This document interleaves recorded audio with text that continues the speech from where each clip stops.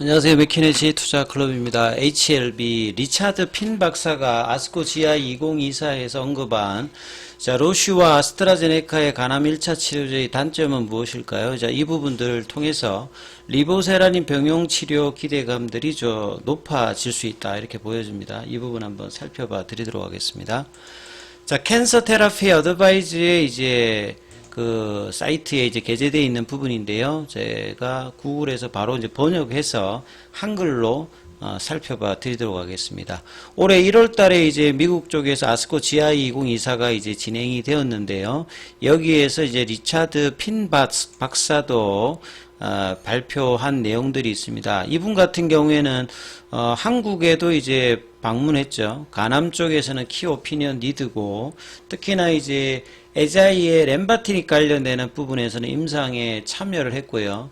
그 다음에 2022년도에 이 렘바티닉과 이 키트루다 관련되는 부분 병용에 대한 어떤 결과까지도 참여를 했다.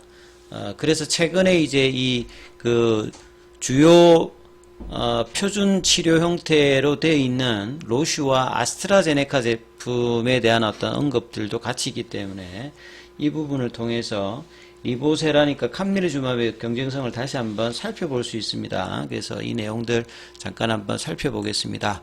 전체 내용 중에서 필요한 부분들만 살펴보도록 하겠습니다.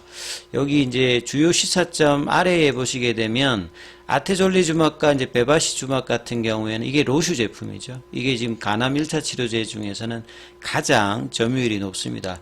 작년도에 70% 중반까지 갔다가 50% 중반으로 떨어지면서 아스트라제네카 제품의 어떤 점유율이 25%까지 올라가는 어떤 상황까지 있는데요. 이 부분들을 장기간 사용하면 아테졸리주맙과 관련되는 갑상선 기능 장애 및 피부 독성, 장기간 그 베바시주맙, 그러니까 아바스틴에 노출이 되면 이 고혈압, 단백뇨, 이 부작용의 위험이 높아진다. 요 내용들이 있는데요. 이 부분 한번 살펴보겠습니다. 올해 1월 18일부터 20일까지 미국에서 개최됐던 아스코 GI 관련되는 부분, 여기에서 내용인데요.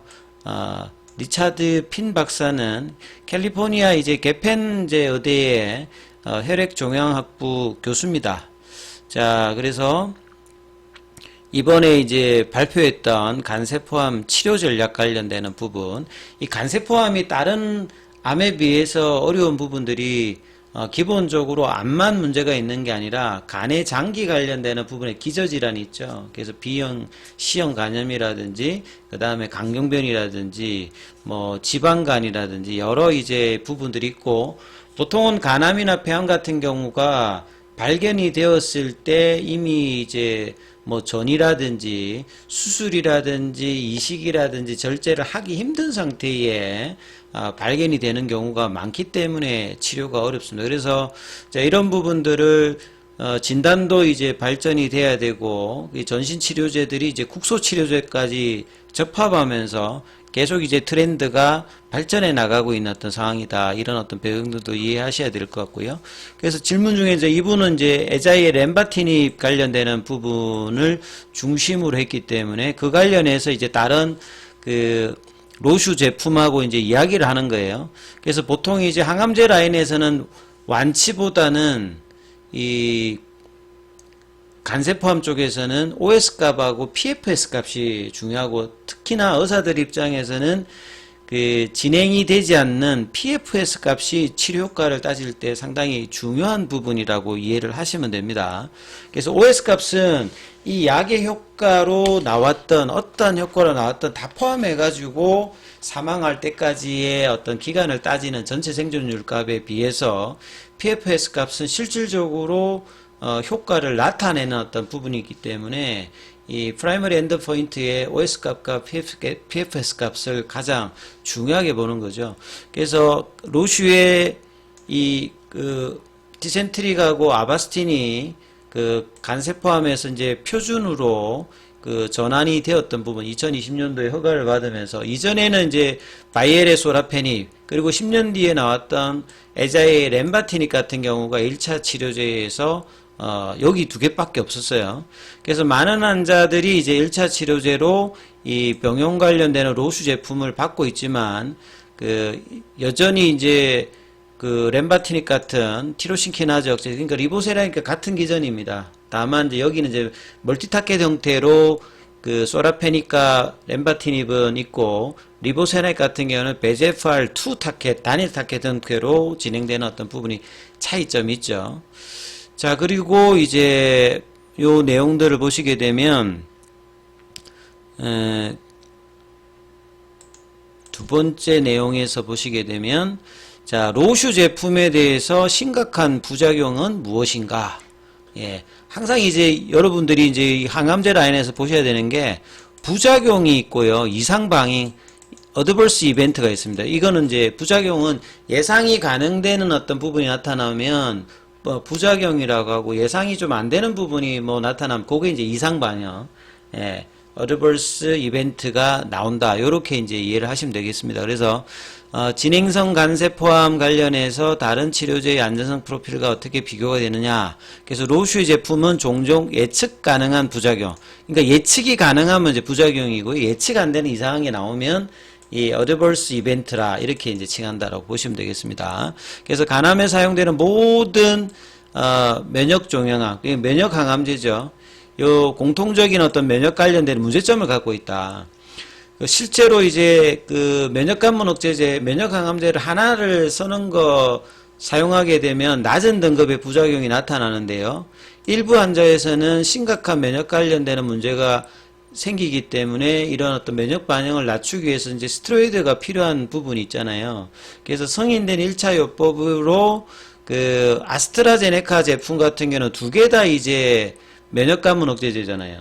그죠? 타켓 자체가 좀 다른 CTLA하고 이제 PD 관련되는 부분을 이걸 결합하면 단일한 면역관문 억제제, 면역항암제 쓰는 것 대비해 가지고는 부작용이 더 늘어나니까 스테로이드 요구량이 더 증가된다는 겁니다. 그러니까 아스트라제네카 제품의 단점은 두 개 다 이제 면역항암제 형태로 되기 때문에 기존의 로슈 제품 대비해서 OS 값들의 어떤 정대도 없는데, 이게 간 손상 정도가 떨어지는 환자에게도 효과가 있는 어떤 부분, 그 다음에 이제 이런 부분들 때문에 1차 치료제 효과를 받았는데, 둘 다 면역 항암제를 쓰게 되었을 때는 이 단일 제제보다는 면역 관련되는 부작용이 증가할 수 있어서 스테로이드 요구량이 증가되는 거죠. 그럼 리보세라인과 감내주밥은 여기서도 좀 피해간다, 이렇게 보시면 될 것 같고요. 그 다음에 로슈의 티센트릭하고 아바스틴 같은 경우에도 보시게 되면, 자, 아바스틴 같은 경우에는 항체 형태로 타켓하는 이제 신생혈관 억제제예요. 그러니까 리보세라닙이라든지 소라페닙이라든지 렘바티닉 같은 경우에는 경구용 치료제 형태로 세포 내 쪽에서 신생혈관을 신호 전달하는 부분들을 이제 블락킹하는 형태거든요. 그러면 이제 여기에 보시게 되면 고혈압, 단백뇨, 그러니까 신생혈관 억제를 하면 고혈압, 단백질은 다 나옵니다. 이거는 소라페닙부터 해가지고 리보세라 같이 다 나오는데, 상대적으로 리보세라님이 단일 타켓 형태이기 때문에 앞에 있는 아바스틴이나 소라페닙이나 렘바티닙보다는 부작용 정도가 낮은 거예요. 근데 이 아바스틴 같은 경우에는 하나 더 해가지고 출혈의 우려감이 나오는 것들이 가장 이제 문제가 되는 겁니다. 그래서 출혈이 생긴다는 말은 간세포암 환자에서 출혈 생기는 사망하고도 연결되기 때문에 심각한 부분이거든요. 단순한 출혈이 아니라 영화 같은 데 보시면 이렇게 이제 출혈이 나오면 이렇게 아주 끔찍한 어떤 상황이 될 수 있는 부분이거든요. 그러니까 이런 어떤 흐름이 있기 때문에 로슈 제품을 썼던 환자들이 중단율이 작년도에 77% 될 정도로 굉장히 이런 여러 가지 어떤 이제 단점들이 있는 거죠. 그리고 여기는 이제 간 기능이 떨어지는 환자들한테는 효과가 또 없는 어떤 부분이 있잖아요. 모든 등급의 출혈 사례가 소라페닙보다는 약간 높다. 그러니까 소라페닙과 같은 이제 경구용 처방 리보세라 이거보다 훨씬 낮고 단일 타켓이니까 이제 다른 부작용 대비해서 상대적으로 낮은 부분을 보여준다는 겁니다. 그래서 이런 3등급, 4등급의 출혈 사례는 인브레이브 150 연구에서 소라페닉과 일반적으로 유사했다. 이렇게 나오고요. 그 다음에 심각한 부작용 조사할 때 소라페닉보다 로슈의 제품이 5등급 이벤트가 약간 더 많이 나왔습니다. 소라페닙도 부작용 관련되는 부분이 나와서 렌바티닙이 이거보다는 부작용을 좀 줄였고, OS 값은 효과는 조금 이제 우위에 없었습니다만, 안전성 면에서 이제 소라페닙보다 렌바티닙이 우위에 있거든요. 그러니까 그만큼 렌바티닙이 이제 의미를 이렇게 가지는데, 리보세라닙이나 캄레주맙은 이제 이런 부분들을 결과적으로 보게 되면 어떤 얘기냐. 부작용도 낮고 효과도 뛰어나면서 경제적인 어떤 부분 여러 가지의 어떤 장점들을 다 만족한다. 그래서 이제 키 오피니언 리드가 이 범용적인 언맷 니즈를 가장 만족하는 어떤 제품이기 때문에 사실 이제 올해 1월 달부터는 굉장히 극찬을 하면서 이 1차 치료제의 어떤 그 판도를 바꿀 수 있을 것이다. 요렇게 이제 기대를 하고 있는 게 이제 기존 제품들의 이런 어떤 사항들이 있기 때문에 이 부분들을 살펴보시게 되면 뭐 요런 내용들이라고 했죠. 그래서 이제 정맥류 출혈 관련되는 부분들이 있기 때문에 로슈 제품을 쓰기 위해서는 반드시 이제 이 내시경 검사를 받아야 되기 때문에 시간도 좀 뭐 많이 걸리고 좀 불편하잖아요. 환자 편의성 입장에서 이런 부분들이 떨어진다 이 말이죠. 그래서 장기간 치료를 할 때 이 고혈압 당백뇨 요 관련해서 질문들도 있는데, 요거는 리보세라니까 캄레주맘에만 나오는 게 아니라 요 기전을 가지고 있는 앞에 치료제 모든 곳에서 이제 이 관련되는 이상 반응 관련되는 부분이 나오기 때문에, 근데 이 부분들은 고혈압이나 단백뇨는 일반적으로 의사들이 이 약이 있잖아요. 약으로 치료가 가능한 부분이기 때문에 이 부분에 대해서는 공통적으로 특별하게 문제가 없다. 이렇게 이해를 하시면 되겠죠. 자, 요렇게 하면서 지금 HLB의 주가 흐름들은 지금 12시 넘어가면서 일단 8만원대가 다시 회복되려고 하는 어떤 양봉 형태의 흐름으로 5일선 회복하는 흐름들을 좀 보여주려고 하고 있습니다. 자, 5장에는 이 부분들이 좀 다시 간통하면서 8만원대 윗단을 지지하면서 올라가는 흐름들이 일단 중요하겠죠.